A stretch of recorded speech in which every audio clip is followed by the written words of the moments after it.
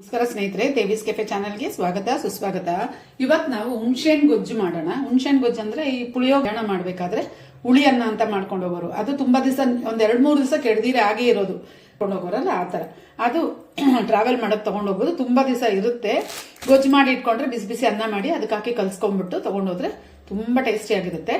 So ಇದು ಹೇಗ್ simple recipe ಹೇಗ್ ಮಾಡೋದು ಅಂತ ತೋರಿಸ್ತೀನಿ ಬನ್ನಿ. ಇದಕ್ಕೆ ಏನೇನು ಸಾಮಗ್ರಿಗಳು ಬೇಕಂತ ಮೊದಲು ನೋಡೋಣ.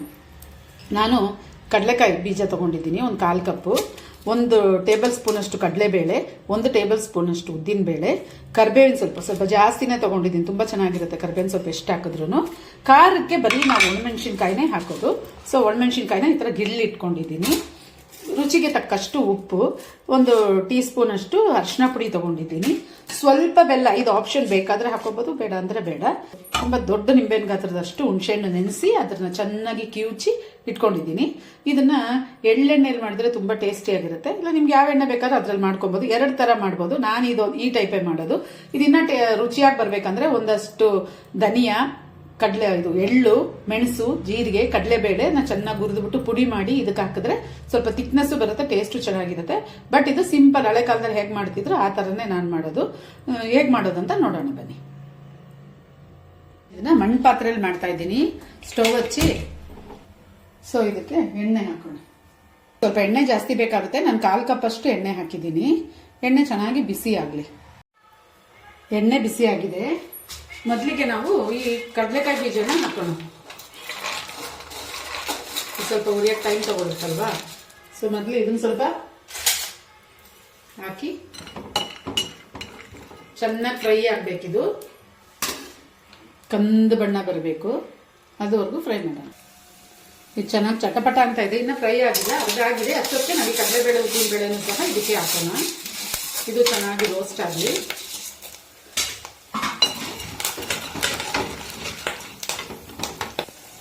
ಇದು ಚೆನ್ನಾಗಿ ಫ್ರೈ ಆಗಬೇಕು. ಮತ್ತೆ ಕಡಲೆಬೇಳೆ, ಉದ್ದಿನ ಬೇಳೆ ಎಲ್ಲ ಸ್ವಲ್ಪ ಕಲರ್ ಚೇಂಜ್ ಆಗಿ ಬ್ರೌನ್ ಕಲರ್ ಆಗಬೇಕು. ಇನ್ನೊಂದು ಸ್ವಲ್ಪ ಕಡಲೆಕಾಯಿ ಬೀಜನೂ ಸ್ವಲ್ಪ ಕಲರ್ ಚೆನ್ನಾಗಿ ಚೇಂಜ್ ಆಗಿ ಪಟ ಅಂತ ಹೊಡ್ಕೊಳ್ಳುತ್ತೆ.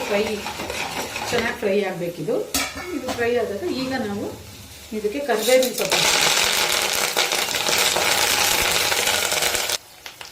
ಇದು ಫ್ರೈ ಆಯ್ತು. ಈಗ ನಾವು ಸಾಸಿವೆ ಹಾಕೋಣ. ನಾನು ಸಾಸಿವೆ ತೋರ್ಸಕ್ಕೆ ಮರ್ತೋದೆ. ಸ್ವಲ್ಪ ಸಾಸಿವೆನು, 1-2 ಕಾಳು ಮೆಂತ್ಯ, 1-2 ಕಾಳು ಮೆಂತ್ಯ ಹಾಕೋಣ. ಇವಾಗ ಈ ಸಾಸಿವೆ ಚೆನ್ನಾಗಿ ಸಿಡಿಲಿ.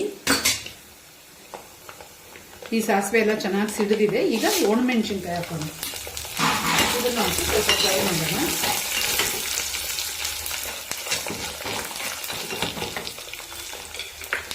ಈಗ ಅರಿಶಿನ ಪುಡಿ, ಉಪ್ಪು ಇದನ್ನು ಹಾಕೋಣ. ಹಾಕ್ಬಿಟ್ಟು ಫ್ರೈ ಮಾಡೋಣ. ಎಲ್ಲ ನೋಡಿ, ಮೆಣಸಿನ್ಕಾಯಿ ಎಲ್ಲ ಚೆನ್ನಾಗಿ ಫ್ರೈ ಆಗಿದೆ. ಈಗ ಏನ್ ಮಾಡೋಣ ಅಂದ್ರೆ ಈ ಹುಣಸೆ ಹಣ್ಣು ಇದಕ್ಕೆ ಹಾಕೋಣ.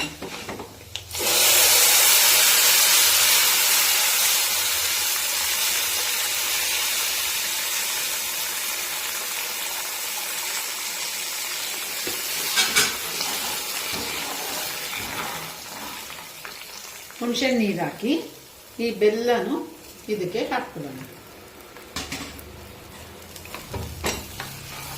ಹಾಕಿ ಇದು ಚೆನ್ನಾಗಿ ಒಂದು 5 ನಿಮಿಷ ಕುದಿಬೇಕು. ಕುದ್ದು ಚೆನ್ನಾಗಿ ಈ ಹುಣಸೆಹಣ್ಣದೆಲ್ಲ ಹಸೆ ವಾಸನೆ ಎಲ್ಲ ಚೆನ್ನಾಗಿ ಹೋಗ್ಬೇಕು. ಹೋಗಿ ಸ್ವಲ್ಪ ಗಟ್ಟಿನೂ ಆಗುತ್ತೆ. ನೋಡಿ ಮರಳ್ತಾ ಇದೆ ಚೆನ್ನಾಗಿ. ಇನ್ನೊಂದು ಸ್ವಲ್ಪ ಚೆನ್ನಾಗಿ ಗಟ್ಟಿ ಆಗ್ಬೇಕು. ಇದು ಮರಳದಷ್ಟು ಟೇಸ್ಟ್ ಆಗಿರುತ್ತೆ. ಹುಣಸೆಹಣ್ಣು ಹಸೆ ವಾಸನೆ ಪೂರ್ತಿ ಹೋಗ್ಬೇಕು. ಸ್ವಲ್ಪ ಗಟ್ಟಿ ಆಗುತ್ತೆ. ನೋಡಿ ನೀರ್ ತರ ಇದೆ. ಇನ್ನೊಂದು ಸ್ವಲ್ಪ ಗಟ್ಟಿ. ನೋಡಿ ಸ್ನೇಹಿತರೆ, ಗಟ್ಟಿ ಆಗಿದೆ. ಇದು ಇವಾಗ ಆಗಿದೆ ನೋಡಿ. ಇದು ಅನ್ನಕ್ಕೆ ಕಲ್ಸ್ಕೊಂಡು ಇವಾಗ ತಿನ್ಬೋದು. ಡಿಶ್ ಔಟ್ ಮಾಡೋಣ ಬನ್ನಿ. ನೋಡಿ ಸ್ನೇಹಿತರೆ, ರುಚಿಯಾದ, ಟೇಸ್ಟಿಯಾದ, ಸಿಂಪಲ್ ಆದ ಹುಣಸೆಹಣ್ಣು ಗೊಜ್ಜು ಅನ್ನಕ್ಕೆ ಕಲಿಸ್ಕೊಂಡು ತಿನ್ನೋದಕ್ಕೆ. ಮತ್ತು ನಾವೆಲ್ಲಾದರೂ ಟ್ರಾವೆಲ್ ಮಾಡೋವಾಗಲೂ ಇದನ್ನು ಅನ್ನದಲ್ಲಿ ಮಿಕ್ಸ್ ಮಾಡ್ಕೊಂಡು ತೊಗೊಂಡೋದ್ರೆ ಕೆಡೋದೇ ಇಲ್ಲ. 1-2 ದಿವಸ ಇರುತ್ತೆ. ನೀವು ಟ್ರೈ ಮಾಡಿ ಹೇಗಿದೆ ಅಂತೇಳಿ. ದೇವೀಸ್ ಕೆಫೆ ಯೂಟ್ಯೂಬ್ ಚಾನಲ್ ಸಬ್ಸ್ಕ್ರೈಬ್ ಮಾಡಿ, ಲೈಕ್ ಮಾಡಿ, ಶೇರ್ ಮಾಡಿ, ತಪ್ಪದೆ ಕಮೆಂಟ್ ಮಾಡಿ. ಬಾಯ್.